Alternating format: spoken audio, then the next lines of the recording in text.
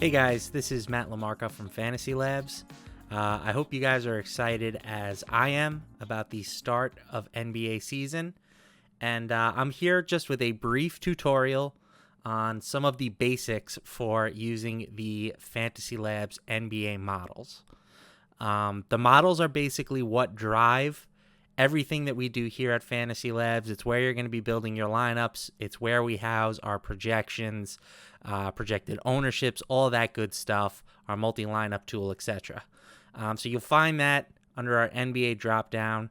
You're going to click models. We have a bunch of different models you can choose from. There are pro models. And you can also choose to build your own models. I have a few that I've built here myself. I'll get into some model building in another tutorial video, but for now, let's just go with the tried and true Justin Fan model here. So we're going to select that. So now we have our Justin Fan model loaded up here.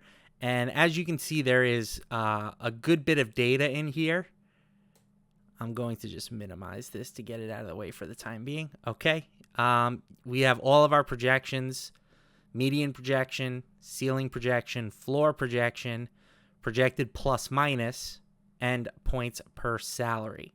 All these columns are sortable. So if you want to just see who has the highest median projection, ceiling projection, and floor projection, you can find it.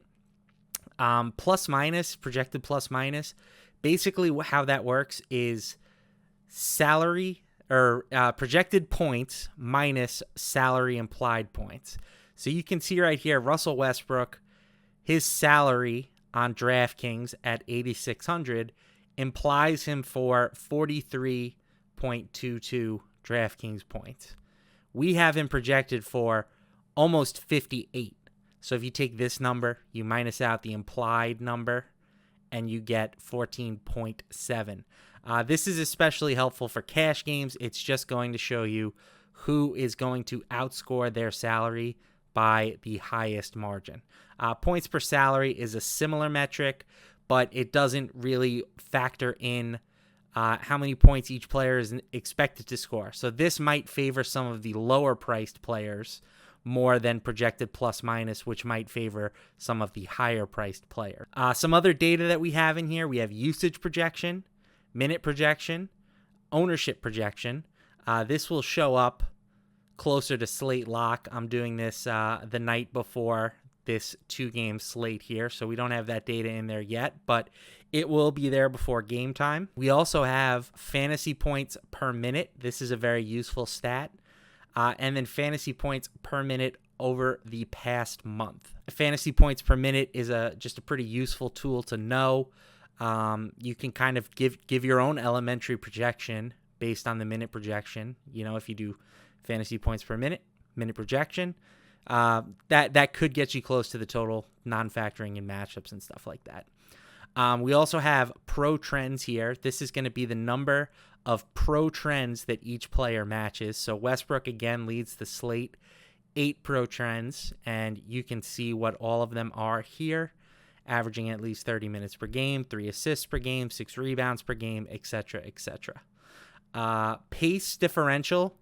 This is going to show whether it's a pace up spot or a pace down spot for each particular player. Opponent plus minus. That's essentially like defense versus position. But again, since the season hasn't started, we haven't really populated any data in there. As we get more information on how each team fares against each position, that will eventually show up in this column. You've also got the referees will populate here eventually, and then just some stats, points per touch, touches per game, true shooting percentage, fouls per 36 minutes, steals plus blocks per game. This will tell you whether or not a player is going to be on a back-to-back and how much rest each player has had. So if it's a 1, that means they're on the second leg of a back-to-back. If it says 2, it means they've had 1 day off in between. Lastly, we've got the Vegas section here. That's going to tell you how many points each team is implied for. So Looks like on this slate, the Nets right now have the top implied team total at 119.5. As for opponent implied team total, you'll see that the Bucks, since they're playing the Nets, their opponent implied team total is 119.5. This is the spread right here. So the Bucks are 1.5 point underdogs. This will tell you how much the line has changed in their in or against their favor. We've also got just the game over under and the spread bet percentage. So some interesting betting numbers here if you want to take that into account. And then just fantasy stats over the past month, how many points per game, their consistency rating, which is how often they return value, upside rating, how often they smash value, duds, how often they bust. And then we also have that same data available for the year. This right here, the change is going to be the salary change. So if you want to see which players have gotten least expensive, Moses Moody, $2,800 cheaper than he was last season. If you want to see who's most expensive, Joe Harris has gotten the biggest price bump over the past year on this slate. So that's sort of the nuts and bolts here of what all of these metrics mean. Now, how do we use them?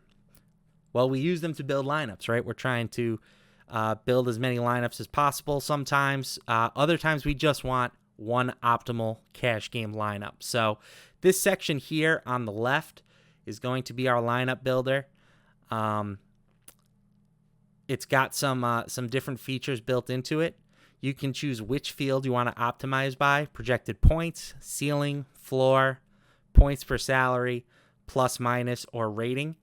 Different, whatever you choose to optimize is going to give you a different lineup.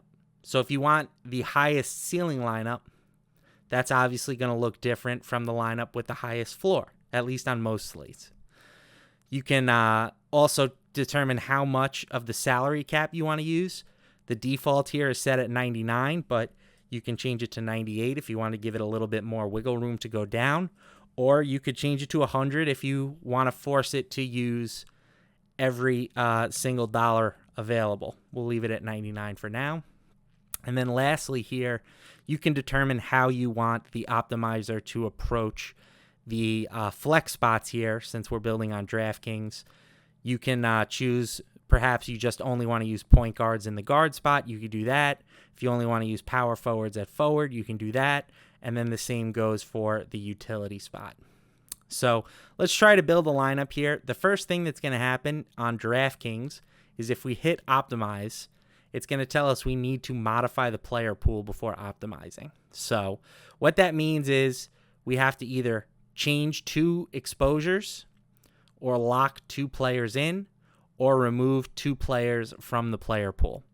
You can certainly decide just to lock some players in if you want. You know, Westbrook for sure is popping as like the best guy on the slate, so let's lock him in. And let's lock in Bruce Brown for some value. Then if we click optimize, it's going to build out the rest of our team for us. So we've got Drew Holiday, James Harden, etc. Another way to go around it, if you don't want to lock any players in, you can just go down to the bottom, uncheck the bottom 2 players here, and that is going to also satisfy the criteria. Then when you go back to optimize, it's going to build you out a team again. And it just so happens to be no, I think we got the same team as before. Same goes for FanDuel. The only difference is you don't have to modify the player pool. You can just sort of press the button and it'll do its thing. And the same for the rest of the, for Yahoo and for Super Draft, I believe is the same. Yep. The other things you need to know here is you can determine if you want to go with just the standard FantasyLabs projections. We may have some other sets that you can choose from. I know for NFL, we have other projections that we can sort of build around. We've also got the slate here. So right now there's only going to be the one slate because it's 2-gamer. But if this was a normal full let's say 10-game slate, you'll have different night slates, express slates, and you can choose from all of those in this drop-down menu. You can also change the date. If you want to go back and look at historical slates, you can do that. Going forwards, you're not going to have as much luck because the projections aren't going to be up until the day of, more than likely. And I think that's going to do it here for our basic tutorial. If you have any other questions, you can always reach out to me on Twitter @MattLamarca. I'm going to have some other tutorials built out for you guys in the future, going over the multi-lineup tool, building your own models, and then just some other different tools that we have here available for FantasyLabs on the basketball side. So anyway, good luck this season, and hopefully I'll see you guys at the top of the leaderboards.